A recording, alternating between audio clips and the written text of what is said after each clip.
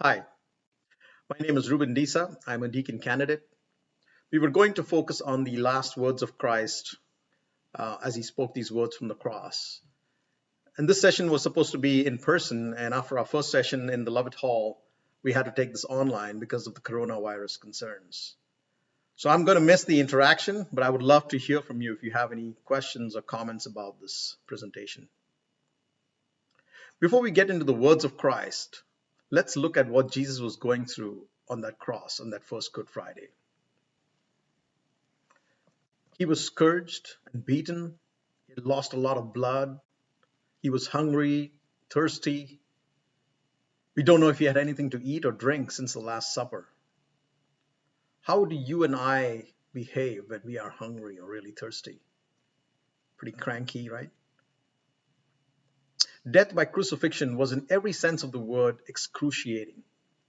In fact, the Latin word excruciatus literally means out of the cross. It was the most horrible way to die. How difficult it must have been to breathe with Jesus being on the cross, much less talk. To utter a word must have been extremely difficult. So each word that Jesus spoke from the cross is something to be cherished and pondered. Why am I saying this? Because my goal of this presentation, as we start to delve into these last words of the cross, is to really help us to understand and comprehend the meaning of the cross. Many of us have become used to the cross. We take it for granted. It's just become another piece of furniture or ornament. We need to relearn to appreciate the cross again and never take the cross for granted. Let's take a quick look at the last 7 words before we get into each one individually. The first of the last words, Father, forgive them, for they know not what they do. The words that he spoke to the thief, truly I say to you, today you shall be with me in paradise. And then to his mother, behold your son. And to his beloved apostle, behold your mother. As you can see, the first of the last 7 words, the first 3, are intended to others. He spoke first, the first word was spoken to his enemies, the second was to sinners, and the third one for his loved ones, his mother and the beloved apostle. The fourth of the last words, my God, why have you abandoned me? I thirst, it is finished. And the last of the 7 last words, Father, into your hands I commend my spirit. The first of the last 7 words, Father, forgive them, for they know not what they do. This comes from the book of Luke, chapter 23, verse 34. We often miss the irony of the situation. Jesus was praying for them who were committing the worst of crimes. But ironically, they didn't realize that the very act that they were doing was going to enable God to provide them the forgiveness. They were crucifying him. In his presence, they were dividing his garments, casting lots, mocking him. And while he was seeing them doing all this and hearing all they were saying and suffering the acute pain on the cross, he returned good for evil. Father, forgive them. I'd like us to focus on this icon called the San Damiano crucifix.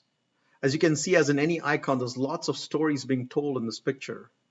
But I want us to focus on that little image at the knee level of Jesus on his right. It's a little picture of a Roman soldier called Longinus. He was a soldier who had the lance and who pierced the lance in the side of Jesus. And the very act of him going close to Jesus to pierce the lance in his side caused blood and water to flow out of Jesus and envelop him and wash him from his sins. So let's focus on these words one by one. We'll start with Father. Jesus called on Father, not on God or Lord, because he wished to invite the love of the Father, not the severity of God the judge, because he was trying to divert the anger and justice of God. He uses the tender name of Father. The word Father appears to contain in itself in this request. I, your son, in the midst of all my torments, have pardoned them. Would you Likewise, my Father, extend your pardon to them. The second word, forgive. How does God forgive? He doesn't just look the other way or ignore what they have done. He can't. It's not that simple. Because there is a consequence to sin. Sin is us distancing ourselves from God, rejecting his love. And God, out of his love for us, not wanting any of us to perish, sent his only Son to save us, to give up his life, because that was the only way we could be saved. And Jesus is offering that forgiveness. He paid a debt he didn't owe because we owed a debt we couldn't pay. The next word, them. Who is the them Jesus is referring to? First, it was those who crucified and cast lot for his garments. Then there are others who were the cause of the Lord's passion. Pilate, the people who cried out, crucify him, the chief priests and the scribes who falsely accused him. But the them also refers to us, to you and to me. Because Jesus died not only for the sins of the people born before him, but for the sins of all mankind, past, present, and future, including those of us who were not even born, for your and my sins. Are we the enemies of God? Well, St. James writes in his book, in James chapter 4, verse 4, the friendship of this world is the enmity of God. Perhaps we can reflect that our sins are responsible for his lashing. I had attended a retreat once where we were asked to focus on the wounds of Christ and how our sins contributed to that.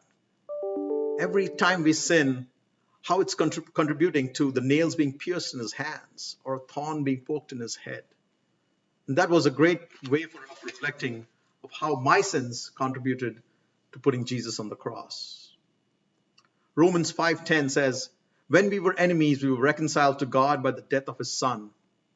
Therefore, our high priest, Jesus, made a commemoration for all of us, even before our birth, in that very first Holy Mass on the cross.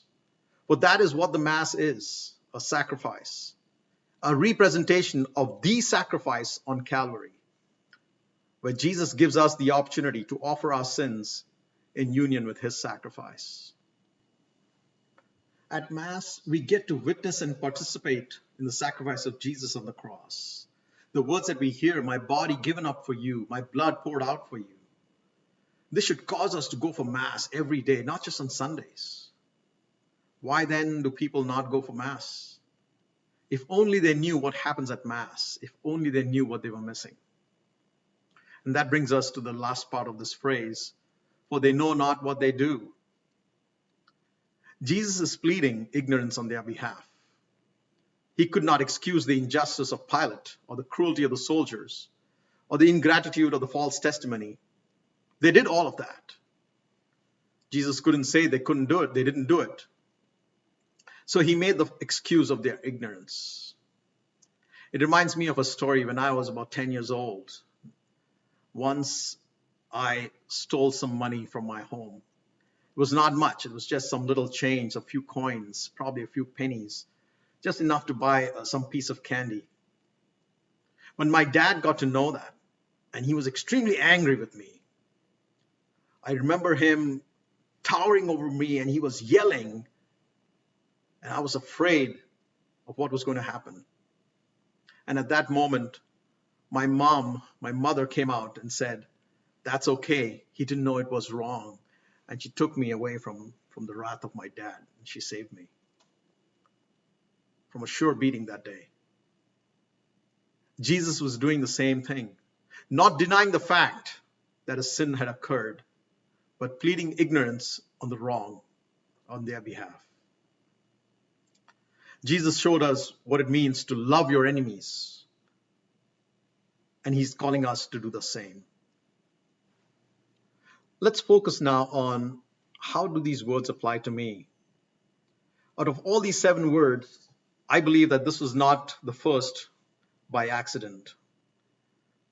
My friends, we have been forgiven not because we deserve it, but because of God's love and mercy. God expects us to be merciful to those who have sinned against us. Jesus taught us in the Lord's Prayer the Our Father. Forgive us our trespasses as we forgive those who trespass against us. In that prayer, we are asking God to forgive us to the extent that we show mercy to others. When we are hurt and offended, we try to bury it in the deepest recesses of our hearts and move on. We hope that by sealing it, we forget about it and seal off the negative impact. We might even tell ourselves that time will heal all wounds. That is a lie. Jesus Christ heals all wounds. We don't have the power on our own to deal with that darkness, all that anger, resentment, hatred, and the desire for revenge. Only Jesus can heal.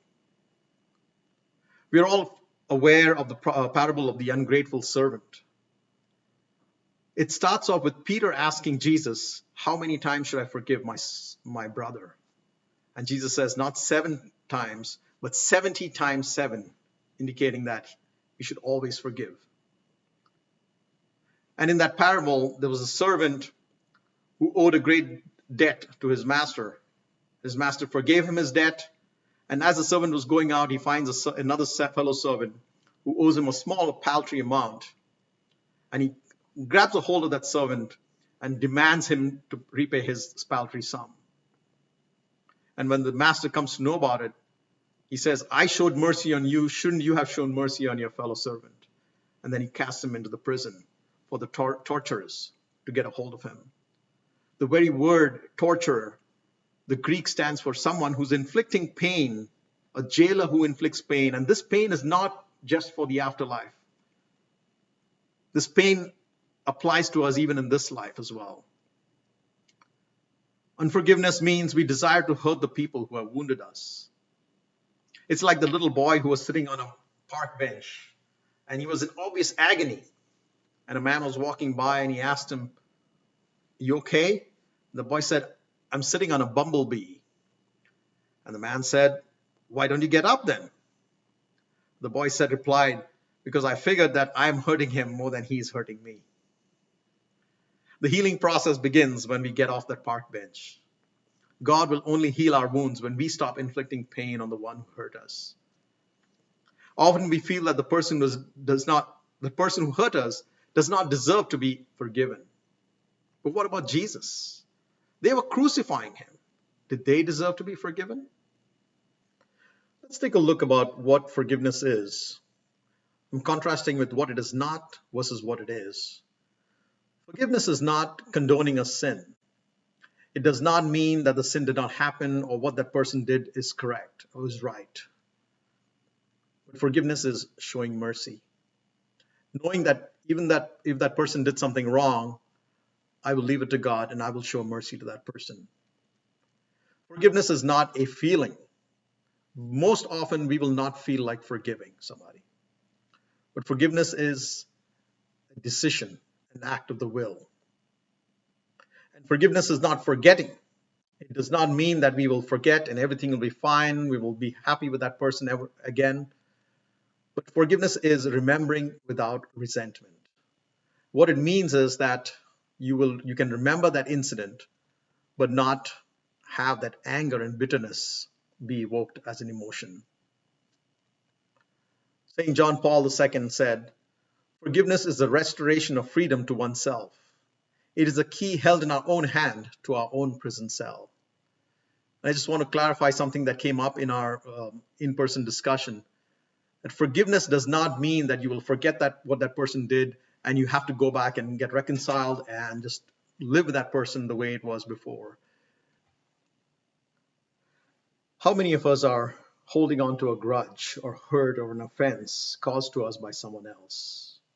I'm sure most of us have been hurt in the past by someone we love, someone we trusted. Can we make a gesture to reach out to that person and forgive them?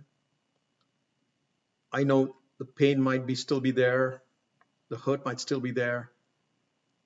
If you can't bring yourself to forgive them, then at least ask God for the grace to have the willingness to forgive that person. Like I said, if there's one thing you take out of all these 7 words, it is to focus on this. Forgive whoever has hurt you so that God may forgive us.